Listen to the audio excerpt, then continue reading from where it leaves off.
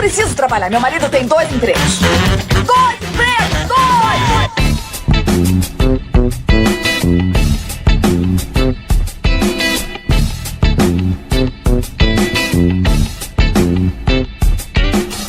Olá, empregados e desempregados da nossa grande nação brasileira! Começa mais um programa 2 Empregos e, como sempre, estou aqui com meu amigo Caio. Fala, Klaus, um prazer estar aqui participando novamente e hoje com mais um convidado aí que disse que tem boas histórias, hein, Klaus? Pois é, o grandíssimo Cabé. E aí, galera, tudo bom? O Cabé, que pro ouvinte que não sabe, é marido da Rafa lá do MuidaCast, que é outro podcast que eu apresento também. E, bom, ele tem histórias, né? É um cara que já fez muita coisa na vida. Mas antes da gente ir pras histórias do Cabé, quero agradecer o pessoal aí do nosso PicPay, né, Caião? É isso aí, vou mandar aqui um abraço diretamente, aliás, um beijo na boca por áudio para o nosso querido Jonathan Alves e para o Cleuber Santos. E também um grande abraço aí pro nosso amigo Jaisso Guilherme, que também merece um beijo na boca por áudio. É isso aí, ajudando já a gente das antigas. E lembrando que também tem o pessoal que ajuda lá no plano Auxílio Desemprego, né? Que é um planinho menor que a gente tem lá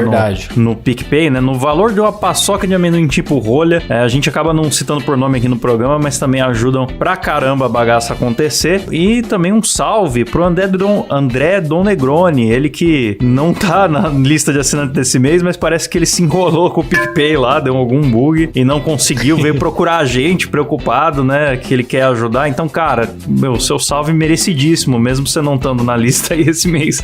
Verdade, bem lembrado, bem lembrado. E como é que faz, Klaus, para participar aí, fazer essas doações aí no PicPay? PicPay.me/2empregos por extenso, você já ajuda a gente a colocar conteúdo de qualidade aí no ar em todas as plataformas, né? E se você não puder ajudar, não vai deixar de ser de graça o programa, então a gente pede pelo menos que você divulgue a um amigo, beleza? E vamos pra pauta, Caião. Bora!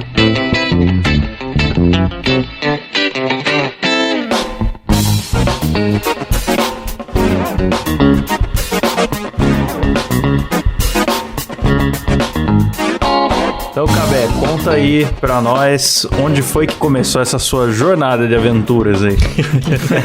Cara, formalmente meu primeiro emprego foi como entregador de produto de limpeza. Então eu entregava papel higiênico, entregava limpa-pedra, entregava cloro, esse tipo de coisa. Não pode entregar que nem os caras do iFood, né? Que vem chacoalhando tudo, que senão dá...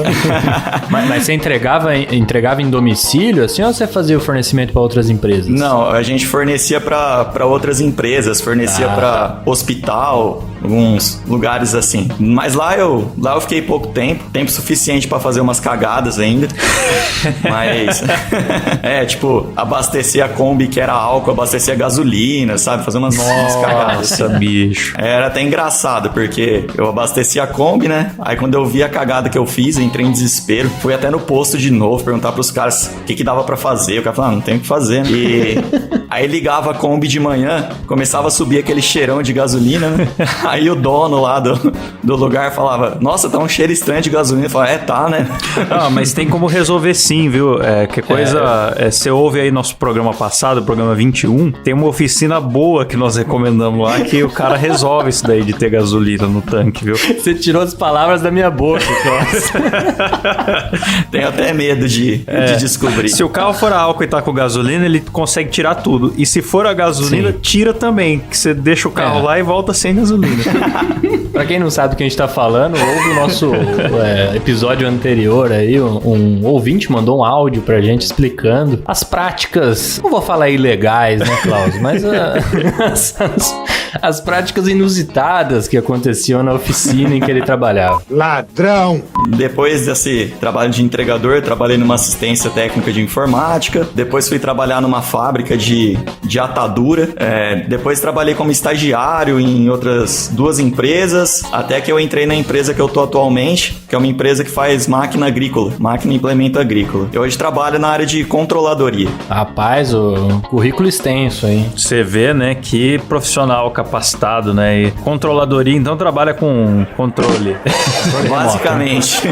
Controladoria é uma área de apoio da empresa, assim, que serve mais para tomada de decisão, assim. Então, ela controla a parte de custo, controla a parte orçamentária da empresa, faz análises para ajudar na tomada de decisão mesmo, de forma geral, assim. Então, quem vê pensa que eu sou importante, que sou grande coisa, mas... esse nome é imponente. Quem vê a quantidade de empregos que eu tive pela minha idade vê que eu não consigo fazer nada direito.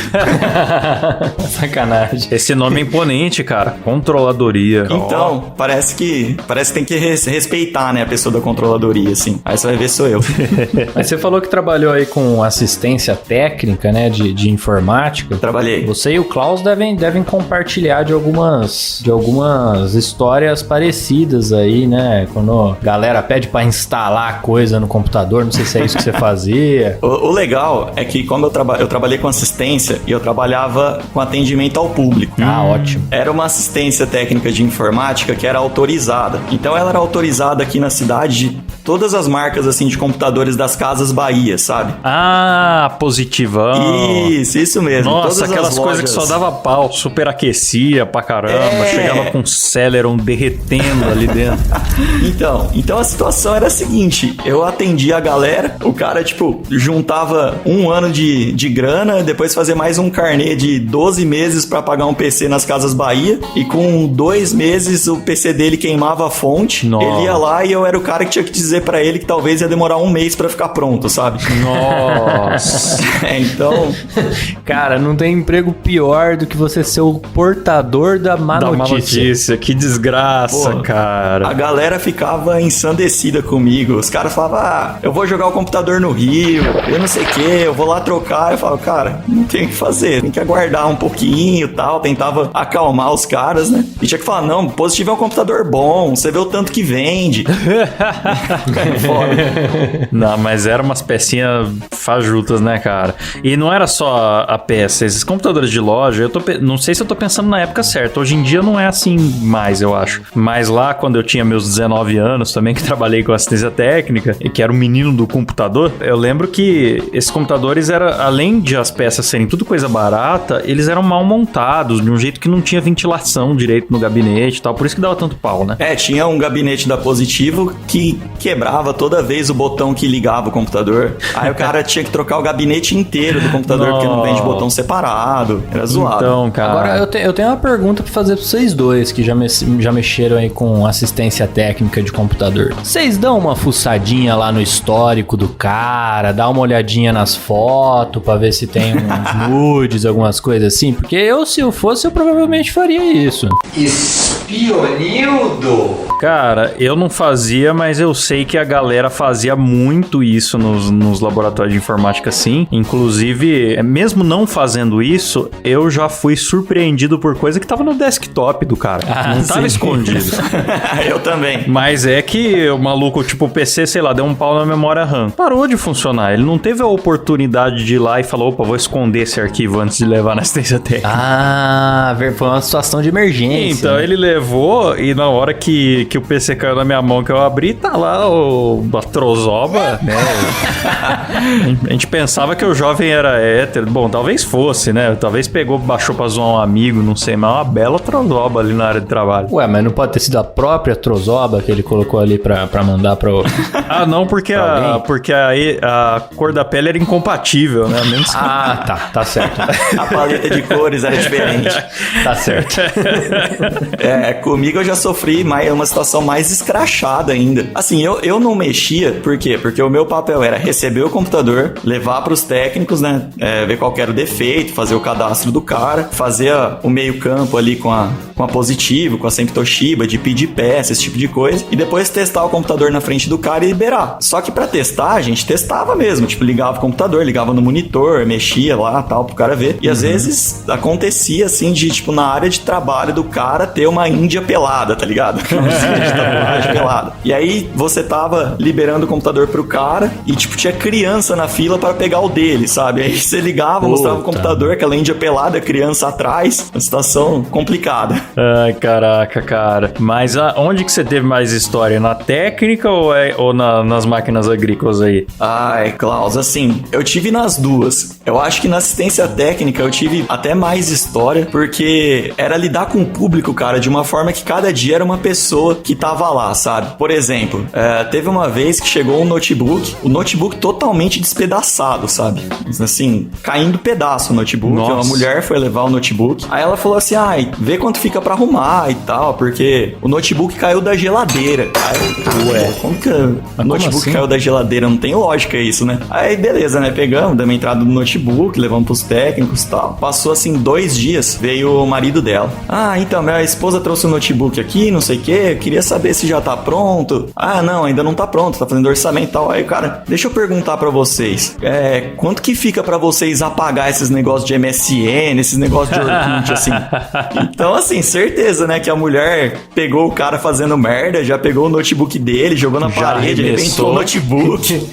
Porra, mas falar que caiu da geladeira, mano. Eu até imaginei um notebook cair da geladeira, porque às vezes eu faço isso com o meu tablet, boto ele em cima da geladeira porque eu tô lavando louça e quero ver um YouTubinho ali. Não, nesse caso não dava, cara. Era certeza, depois que ele apareceu Parecia lá... que um rinoceronte pisou no notebook, né?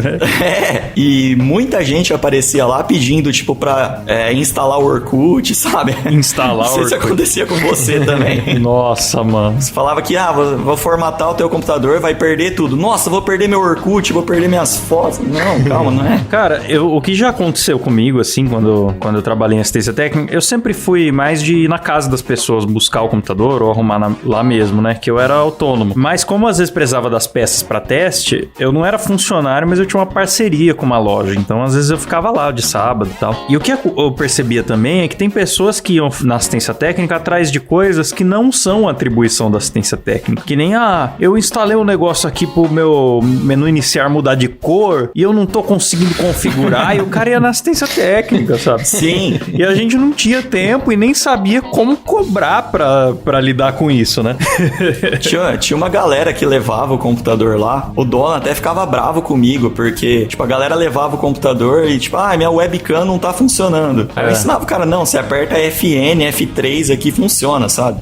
E o cara queria que, tipo, que desse a entrada no computador e falasse que fez os testes e tal, pra positivo pagar uma assistência, né? Mas, assim, eu dava várias dessas, assim, de, tipo, quebrar um galho da galera, sabe? Porque, como lá era autorizada, se você quisesse mexer no seu computador, colocar uma placa de vídeo, qualquer coisa, você não podia, você tinha que trazer pra gente abrir o computador e lacrar de novo, né? Só que, mano, as peças lá era muito cara. Era muito cara, muito caro. Então, às vezes vinha, cara, aquele senhorzinho, sabe? Com netinho. E aí eles nem sabiam falar direito. Falavam, meu neto tá falando que tem que pôr uns negócios aqui de placa de vidro. Placa de vídeo, o senhor tá falando. Isso, vocês têm pra vender? Aí... tenho, é tipo R$500. Nossa, é caro, né? Eu falava, faz o seguinte, tem uma outra loja, o senhor sobe a rua aqui, lá é 200, o senhor compra lá atrás aqui que a gente só instala e cobra mão de obra, fica mais barato pro senhor. O chefe devia adorar, né? Eu ficava com dó. Não é que você era demitido porque não fazia nada direito, é que você... é que você fazia direito, e às vezes isso é um problema. Acho que eu era muito honesto, mas nessa eu não fui demitido, não. Apesar de ter capotado o carro da empresa, eu consegui não ser demitido. Ô, louco. Uma vez levando meus Você só tava tirando pra... racha normal, assim? Mano, isso que era um Uno e tava sem escada. Se tivesse com escada, você imagina que eu tinha feito. Não, o Uno com escada não capota. O Uno com escada é capaz de coisas que o ser humano ainda não descobriu. Cara. Mas assim, eu tava levando o computador pra uma outra cidade aqui que a gente prestava serviço também. E, enfim, sofreu um acidente lá, capotei o carro, deu um duplo twist carpado com o carro lá, parei de ponta cabeça. Mas assim, não me aconteceu nada. Desci do carro normal, liguei pra polícia, liguei pra... A segurança que o Uno fornece é muito boa. Não, cara, o Uno tava quadrado, meio careca, né? ele veio dançando na pista. Foi horroroso. O Uno é um carro impressionante mesmo. E o engraçado é que assim, como eu tava bem, eu falei, não, vou fazer todos os procedimentos aqui e depois eu aviso meu pai e minha mãe. Então, quando eu cheguei no hospital, eu avisei meu pai. Pai, tô bem, sofri um acidente, não sei o que, tal. Deu 15 minutos, meu pai tava no hospital lá na cidade, né? Aí chegou a hora de avisar minha mãe, né? E minha mãe trabalhava com transporte escolar, então eu falei, não vou avisar agora, vou esperar, porque depois ela fica nervosa, aí acontece qualquer coisa, né? Enfim, esperei dar o horário da minha mãe chegar em casa, liguei pra ela. Falei, mãe, tô bem, não me aconteceu nada, só que eu capotei o carro da empresa. A primeira coisa que minha mãe me falou foi a seguinte: Thiago, quem vai pagar esse carro? Cara, é sério. Aí eu acho que depois deu um estalo na cabeça dela, assim, ela falou, meu Deus, peraí, você capotou o carro, você tá bem, o que aconteceu? Não, cara, mas sua mãe é uma pessoa consciente, você já tinha falado que tava bem, então ela só pensou no carro. Provavelmente eu acho que foi isso mesmo. Sabia que era um Uno e ficou com dó, porque um Uno batido dá muita dó. Inclusive, recomendo aqui pro ouvinte o Instagram Unos Tristes, que são fotos de Uno, fotos de Fiat Uno com frases tristes. É muito, muito bom. Você é obrigado a seguir esse Instagram também. Não, sigam aí. É um Instagram que endeusa o melhor carro já produzido no país. É verdade, cara. Que carro. Eu tive um Uno quadrado e vou te falar, cara. Era incrível. Eu colocava R$10 de gasolina, rodava a cidade inteira várias vezes com ele. Não, fora que é um imã de mulher, né, Cláudio? Ah, sem dúvida. Sem dúvida. Foi a fase de maior sucesso minha aqui em Bauru.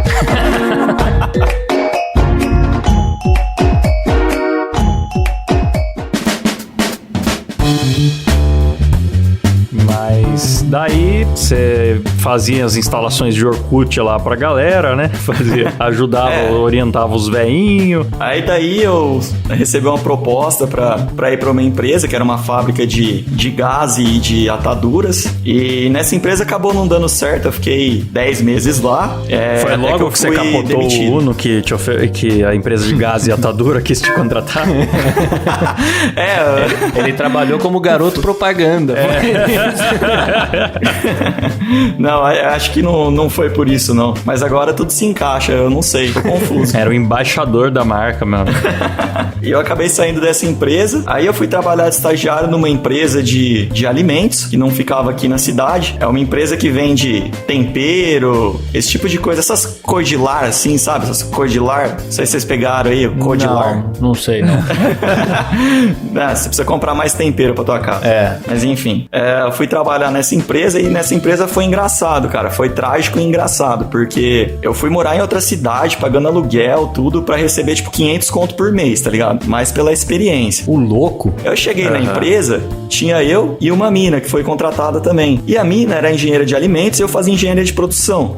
Quando a gente chegou, a engenheira de alimentos pegou ela, falou, você vai ficar no laboratório comigo, não sei o quê. E falou pra mim assim, você vai ajudar o Fernando. Beleza, vou ajudar o Fernando, né? Você é o braço direito do Fernando, você é o Robin do Fernando. Que o Fernando precisar, eu vou estar lá, tá ligado? Aí eu fui descobrir quem que era o Fernando, mano. O Fernando era o estagiário. Puta que pariu. Eu era o estagiário do estagiário, tá ligado? O ajudante do estagiário, bicho. Daí eu fiquei umas 2 semanas trabalhando na Codilar e, mano, eu não tinha nada pra fazer. Aliás, uma observação, o Codilar que tem como garoto propaganda o Edu Guedes. Exatamente. Eu olho pra ele e eu só consigo lembrar que ele chorou na história da grávida de Taubaté.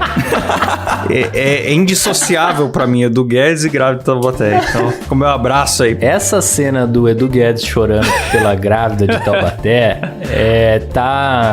dá pra colocar no top 10 das melhores cenas da TV brasileira? Pô, eu vou pedir pra entrar o áudio do Edu Guedes emocionado, se tiver aí, né? Por favor. Eu queria dizer pra ele obrigado pela reportagem. E muitas vezes a gente tá aqui e a gente não tem que agradecer só as pessoas que estão aqui, a gente tá aqui na frente da câmera, os funcionários da Record são assim também, os meninos trabalham aqui com a gente, não, o pessoal vai atender vocês, atende... É emocionante mesmo. Eu acho que o Edu Guedes chorando pela grávida, o Cassinão no Gilberto Barros, a treta do João Gordo com o Dado Dolabella. E a churrasqueira controle remoto. Acho que... Gil da Esfirra contra o Galerito também. É um compêndio de grandes momentos da TV brasileira, né? Fugindo um pouco o tema, mas o meu favorito é o cachorro cagando no palco do Faustão. Excelente. Eu vi ao vivo Muito bom também. Excelente. Muito bom também. E aí você tava lá trabalhando com o estagiário do estagiário, e qual que era a tua função exatamente lá, ajudando ele? O que você tinha que fazer no fim das contas? Cara, eu não fazia absolutamente nada. Não decorou nem o preço do açafrão da terra, do fubá mimoso? Nada, cara. Era assim, eu chegava lá, eu sentava, ele falava, fica olhando no computador aí pra você aprender as receitas. Eu tentava me colocar à disposição, sabe? Ele, eu vou imprimir umas etiquetas, você vai lá, pega as etiquetas. Fazia umas coisas assim, sabe? Eu não fazia nada. Até que o RH da empresa me chamou e falou assim, a gente chegou à conclusão de que a gente não precisa de 2 estagiários, um só tá bom. Você falou, sério? Eu estou surpreso. Pensei, muito obrigado por avisar depois de eu ter alugado uma república pra eu morar aqui, já ter combinado com os meus amigos que a gente veio pra cá e tal. Então, eu saí até meio desnorteado de lá, né? Nossa. Porra, mas muito filha da puta. Não podia ter percebido antes isso aí, caralho? Depois que passou a gente dá risada, mas na época foi bem triste, né? Depois disso eu participei de outro programa de estágio e, por fim, eu entrei na empresa que eu tô hoje, né? E na empresa que eu tô hoje, cara, foi engraçado também, assim, principalmente o meu começo na empresa. Eu fazia faculdade de engenharia de produção e o cara me chamou lá, ele foi fazer na verdade, o gerente da empresa foi fazer uma palestra lá na faculdade e eu fui pedir emprego pra ele. Falou, não, beleza, vamos acertar tal, e me passou o contato dele, enfim, entrei. Mano, na hora que eu entrei, caralho, velho, agora sim, tô fazendo faculdade, engenharia, não, agora demorou, vou voar abaixo, né? Cheguei lá no primeiro dia todo motivado e tal. Ele chegou pra mim e falou assim, Thiago, é o seguinte, cara, semana passada a gente teve uns incidentes com o banheiro aqui da empresa e eu tô precisando de alguém que cuida do banheiro. Como assim, então, cuidar do banheiro? Então, ele falou pra mim, fica uma semana aí acompanhando os faxineiros, segue a rotina deles aí, cria uma rotina pros caras cuidar do banheiro, ajuda os caras a limpar o banheiro. Meu Deus. Faz esse tipo de coisa aí. Tinha que ser uma espécie de zelador do banheiro, é isso? Tipo isso. Criar um checklist pra ver se o banheiro tava limpo, sabe? Pra galera preencher. Fazer um inventário do papel higiênico. Isso. Nossa, então, cara. Por uma semana, mais ou menos, eu fiquei nessa. Mas justifica ter um empregado só pra isso? Porque... É o que eu tô pensando aqui. Quantos funcionários usam esse banheiro, bicho? Calma que a história continua. Vamos lá. Essa foi a primeira semana. Na segunda semana, falei, pronto, passou a primeira semana, agora eu vou mostrar meu valor aqui dentro. Daí ele me chamou e falou assim, cara, tô com um projeto aqui, é um projeto pra motivar o pessoal aqui da fábrica e tal, que é o quê? Para que dá umas 3 horas da tarde, passar um pãozinho com manteiga pros caras, servir um suco. Então eu tava pensando em colocar as copeiras aqui pra fazer e tal, só que eu preciso de alguém que ajuda elas, que ajuda a cortar pão, que passa manteiga, que faz suco. Não, cara. Então eu fiquei um bom tempo, e aí assim, esse projeto, cara, com o passar do tempo eu fui fazendo outras coisas, mas esse projeto eu acho que eu fiquei mais de ano, tá ligado? Nossa. 3 horas era sagrado, eu tinha que parar o que eu tava fazendo, podia estar numa reunião, seja com era quem for. abrangente o seu projeto, né? Que ele fazia todas as pontas do processo culinário, onde ele começa e onde ele termina, né? Exatamente, eu ia, cortava o pão, passava manteiga, até o dia que eu consegui terceirizar pro pão vir cortado e com a manteiga passada, pra eu ganhar um tempo, né? De viver também. Eficiência.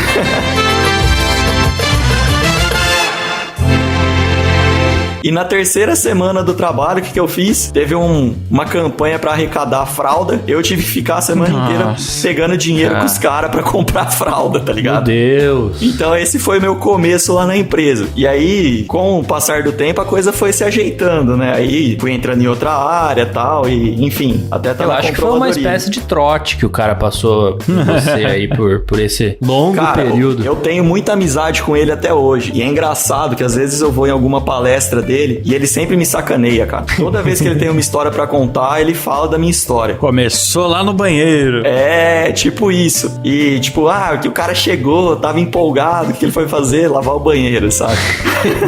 Você vê aqui que dá o cara ser eficiente, né? Ele deve ter começado um novo projeto dentro do banheiro, já instalou um gladezinho lá pra galera apertar. Aí, o que acontece? O cara vai sendo promovido várias vezes, né, Roberto? Exatamente. O meu orgulho foi o dia que tinha um checklist na parede do banheiro e o cara foi lá e deu que tava ótima a limpeza e a gente escreveu parabéns. Ah lá. Cara, mas isso me faz entender uma coisa que eu vi uma vez viajando fora do Brasil, que era um banheiro, e não era nem aeroporto, não, acho que era um shopping, que tinha um tabletzinho na parede que justamente perguntava o seu grau de satisfação com a higiene do banheiro. Agora eu entendi por que tem isso, porque eu achei tão aleatório aquilo. Você tá vendo? Tudo começou comigo, mas na minha época era uma folha de papel. Cabel, grande criador do sistema sistema dinâmico de higienização de banheiros aí. É ótimo isso aí, cara. Inclusive, bom, quem já teve o prazer de visitar um banheiro de rodoviária aqui no Brasil, vai saber o valor que se dá a um banheiro muito bem organizado. Pô, eu lembro que a frase que o gerente lá falava pra mim era a seguinte: meu, eu não consigo ter os caras aqui dentro, o cara quer dar uma cagada e não consegue. Como que o cara vai soldar uma peça com vontade de cagar?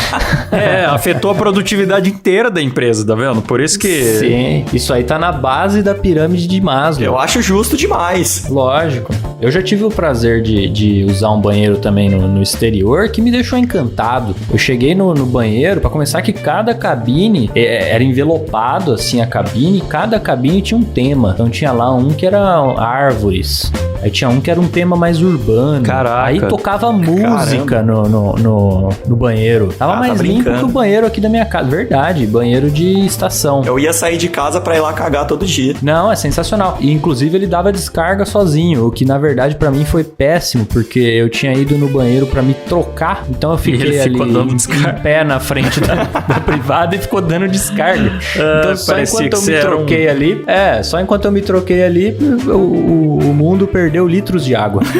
Cara, mas eu vou te falar, eu já fui em banheiro de aeroporto chique, assim, alguns shoppings, principalmente fora do Brasil, tem banheiros maravilhosos, e vale lembrar, Caio, que nós, lá na época do nosso TCC, lá na faculdade, estivemos na Espanha, onde conhecemos um banheiro que já foi usado pela Lady Gaga. Então o nosso turismo de banheiro... Não, mentira, é a Madonna, Klaus. É verdade, Madonna. Que deixa ainda mais sensacional. Então nosso turismo de banheiro é um turismo muito rico, a gente dá muito valor nisso. Sim. Eu e o Caio. O banheiro do cinema aqui da minha cidade tem várias atrizes também, assim, adesivado e tal. É mó sem graça, assim, você fazer xixi com a Anne Hathaway te olhando, sabe?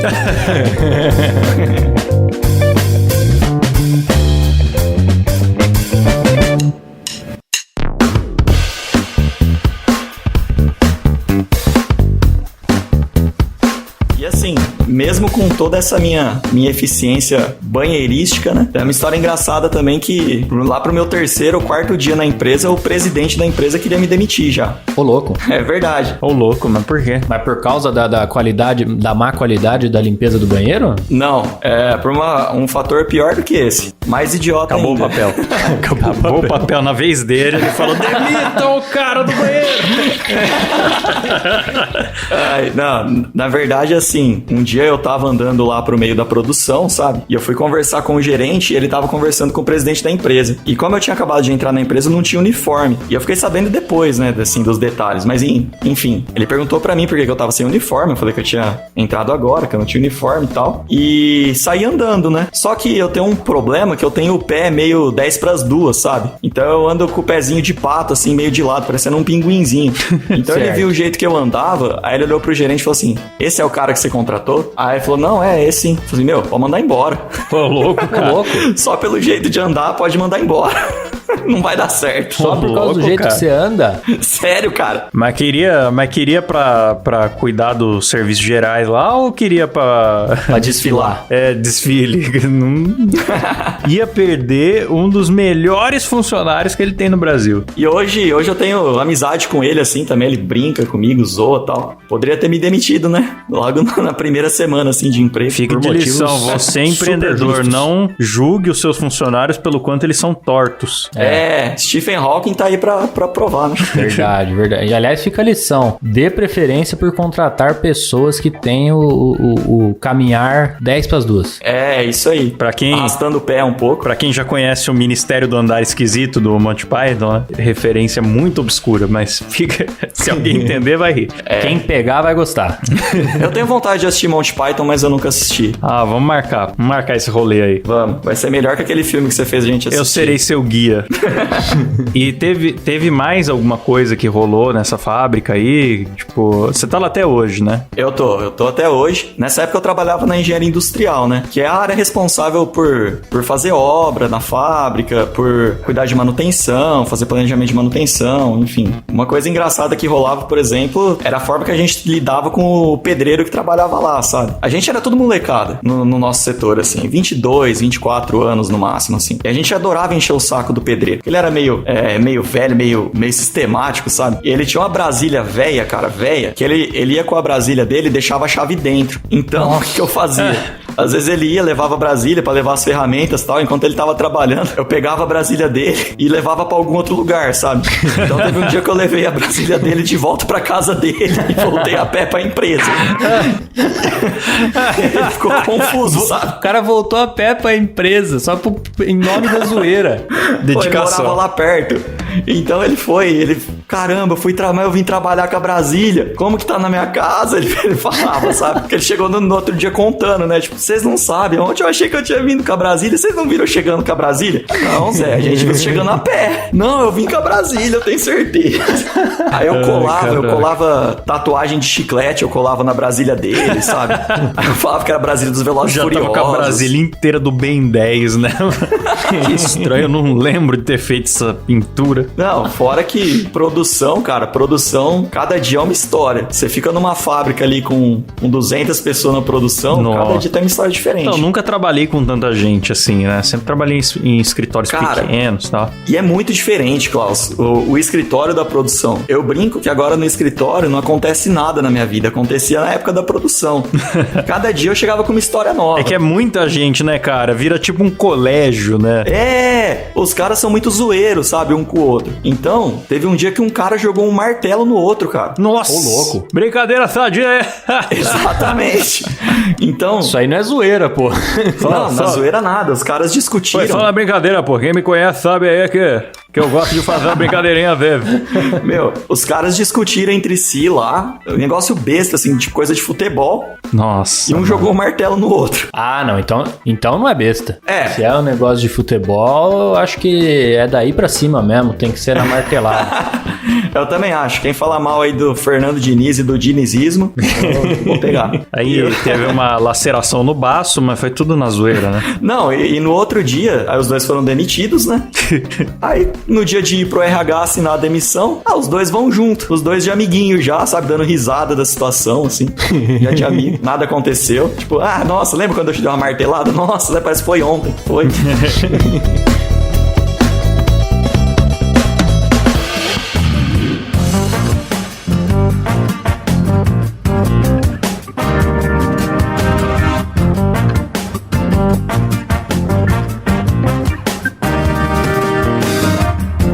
Teve uma outra história também que eu achei engraçado.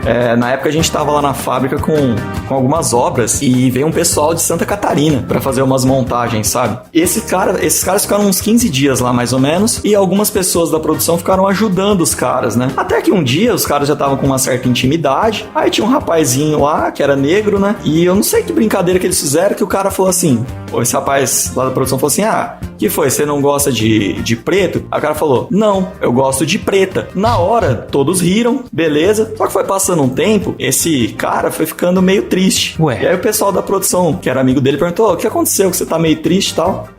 Fulano lá, cara, falou que não gosta de preto, não sei o que. Mano, deu um BO. Porque assim, os caras começavam a passar, tipo, o cara que trabalhava na montagem, por exemplo, o cara tem chave inglesa, o cara tem martelo. Aí ele passava assim, perto do maluco que falou isso, batia o martelo na mão, assim, sabe? Igual o filme, assim, ameaçando. E perguntava, e aí? Então você não gosta de preto? Caraca, cara.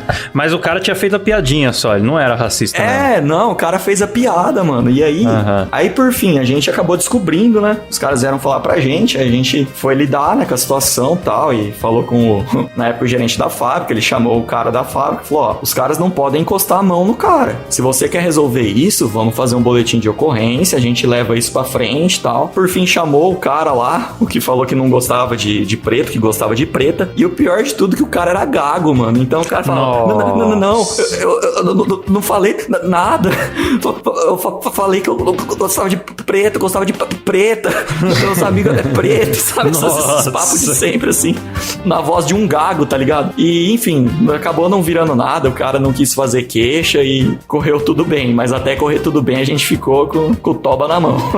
Cara, porque quem escuta uma parte da história ou quem ouve falar, entende define que o cara não gosta de preto mesmo, né, mano?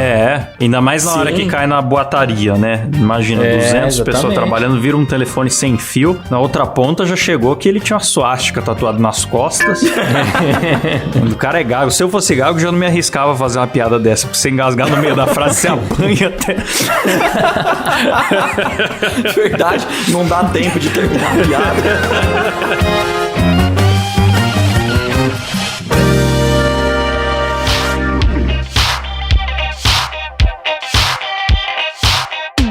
Mas você comentou, né, da sua trajetória aí, desde lá das entregas, né, estagiário de estagiário e tal, até o emprego de hoje. Mas você também já deu aula, né? Como é que foi isso daí? Foi dentro desse emprego atual ou foi outro momento aí que você não comentou? Não, eu dei aula. Na verdade, a aula pra mim era um bico, um hobby e uma forma de eu testar um stand-up que algum dia eu vou escrever. Então, eu comecei dando curso, eu dava curso de Excel pra galera. Até comecei dentro da empresa mesmo, o pessoal não sabia muito bem, eu comecei a ensinar o pessoal. E no ano passado, uma escola técnica, me chamou para dar aula de administração da produção. Eles estavam tendo muito problema lá com o professor nessa parte, uns 2 ou 3 professores já tinham se demitido, e na hora do desespero, o coordenador é amigo meu e me chamou. Só que eu fiquei só 6 meses lá. O meu contrato era de 6 meses e eles não falaram de renovar. Eu não sei se porque eu não tenho pedagogia, né, e consequentemente também não tenho licenciatura, ou se é porque os meus modos de dar aula não eram muito ortodoxos, sabe? Eu acho que é por causa da segunda situação mesmo. Elabore, Cabelo. Não me entender seus métodos aí. Eu quero saber o que é esse método não ortodoxo. Inclusive que nós já tivemos um programa sobre professor que foi o episódio 19, professor aloprado, e depois teve professores que ouviram e vieram falar comigo, nossa, não me identifiquei em nada, vocês chamaram um cara totalmente maluco. Nunca vi nada parecido com as histórias que ele contou. Não, peraí, já fica o aviso aqui, que não é porque a gente chamou um professor pra falar aqui, que a gente quer dizer que todo professor age dessa forma. Aliás, a gente procura já convidar pessoas que têm história engraçada pra contar, né? Exatamente. Então, o meu caso, eu não tinha preocupação nenhuma, entendeu? Eu dava aula realmente porque eu gostava. Aquilo era só um complemento pro meu salário. Certo. E realmente eu fazia porque eu gostava. Então, acho que o comprometimento e tal era diferente. Lógico, eu queria ensinar a molecada lá e tal, mas eu sabia que aquilo no fim do mês não ia me fazer diferença, sabe?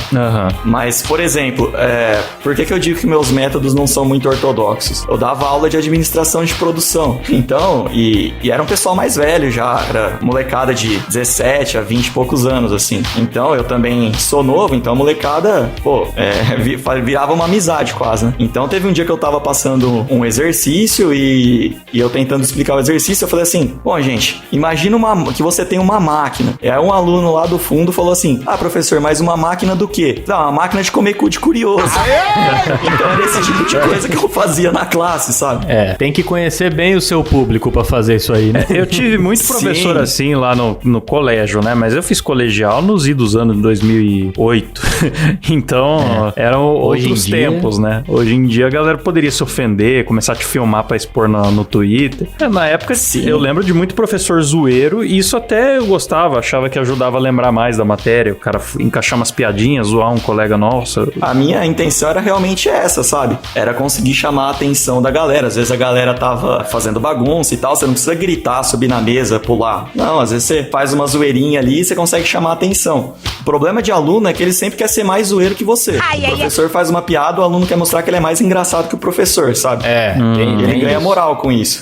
Você falou que o professor tenta de todas as formas chamar a atenção, né, dos alunos. Eu tinha um professor, cara, que eu não sei até hoje, sinceramente, mas, tipo assim, ele era um cara que você olhava, você via ele andando, sei lá, falando, você já falava, esse cara é gay. Né? É aquele cara, assim, bem afeminado, assim, e tal. Tudo bem, né? A escola ali não era nem... Eu já estudei em escola religiosa, que isso aí, por exemplo, já seria mal visto. Mas essa escola em questão não era religiosa, nem nada. E beleza. Só que aí, depois de muito tempo, eu descobri que o cara era casado com uma mulher, tinha 2 filhos, tal. Aí, isso me explodiu minha cabeça, que eu falei, caralho, mano. E agora, esse maluco é gay ou não é, né? E ele... Até hoje eu não sei se ele era um personagem imagem pra chamar a atenção da galera ou se ele realmente era um cara afeminado, mas que tinha, mas que gostava de mulher também. Ele, inclusive, fazia piada consigo mesmo, com essa fama que ele tinha, né? Então, ele é professor de história e ele falou assim, gente, vocês decidam bem o que vocês vão fazer da vida de vocês, se vocês vão ter aprovação da família de vocês também, porque eu lá em casa, quando eu falei que eu ia fazer curso de história, o meu pai virou pra mim e falou assim, ou você vai morrer de fome, ou você vai virar viado. Aí ele falava assim,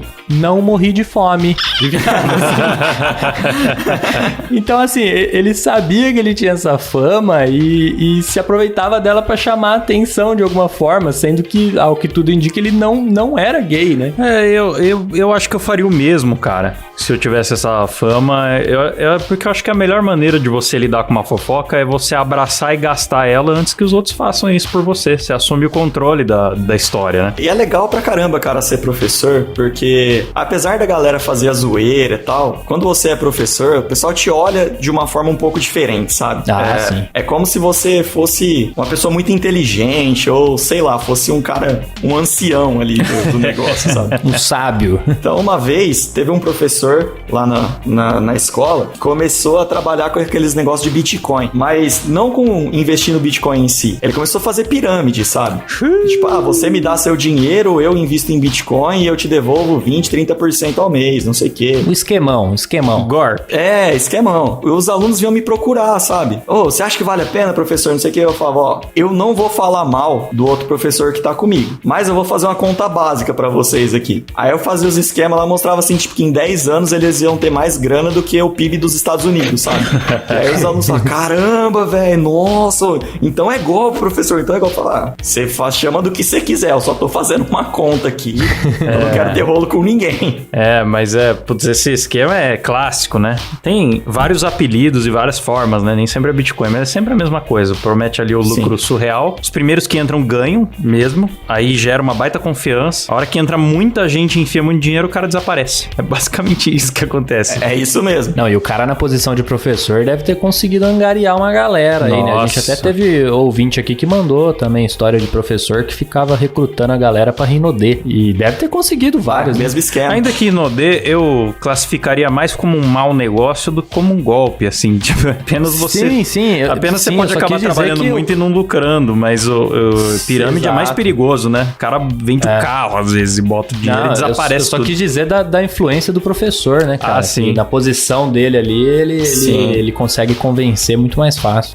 Convence, porque o cara, querendo ou não, ele tinha, sei lá, 5 classes de 30 alunos pra falar sobre isso. Se ele conseguiu 10 alunos, cara, então, ele já tá com a pirâmide dele montadinha, perfeitinho. A fim de curiosidade, vocês sabem o que classifica uma pirâmide ou não de um empreendimento? Sei.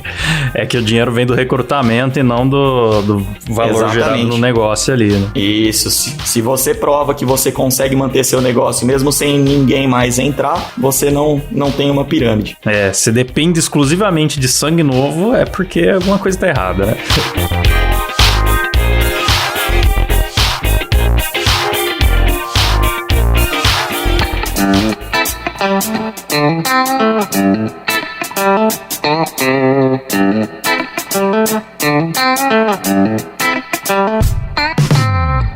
Teve uma vez também, quando eu trabalhava de professor, que é o mesmo esquema, assim, eu explicando matéria, falando tal, de dia a dia de empresa, falei, porque no dia a dia da empresa, muitas vezes a gente tem que ficar apagando incêndio e tal. Aí um Zé Graça lá no fundo falou, mas o professor trabalha de bombeiro? Eu trabalho, vem pegar na mangueira. Chama aqui. O bombeiro!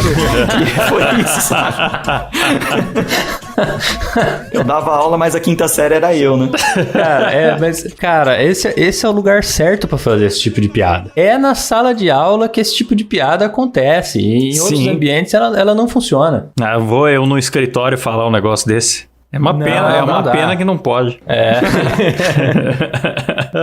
Mas, muito obrigado, Cabé, pela sua participação. Histórias de realmente vários empregos diferentes. Normalmente a gente chama um cara pra falar de uma profissão aqui, né? Cabé hoje fez um combo aí, falou de umas 4 pelo menos, né?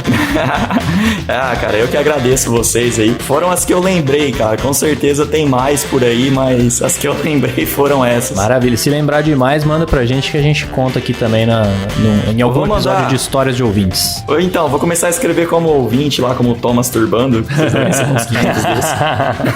Obrigado demais, cara. Muito sucesso aí na sua carreira, que você não leve marteladas, nem ameaças dos seus colegas aí. Obrigado. Sucesso pra vocês também. Valeu, Cabé. E é isso aí, né, Caião? É isso aí, completamos mais um episódio aqui e reforço aos ouvintes aí pra mandarem histórias lá no nosso Instagram, @2empregos por extenso. A gente tem recebido bastante aí nos últimos dias, então é possível que logo a gente já tenha algum outro episódio sobre histórias dos ouvintes que são sempre muito boas. A gente tanto lê aqui no programa como também reproduz áudios quando a galera manda lá na DM. Então, fica à vontade pra mandar a sua história. Não esqueça que também estamos no Deezer, Spotify, todos os players de podcast aí, 2 Empregos. Indique aos amigos, por favor, ajuda essa bagaça a crescer. E é isso aí.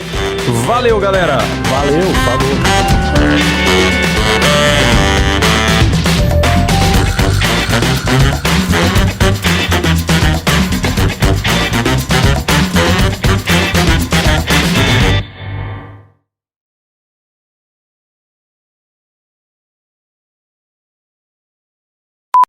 Falou! Quer fazer uma gritaria aí, Cabé, pra encerrar o programa?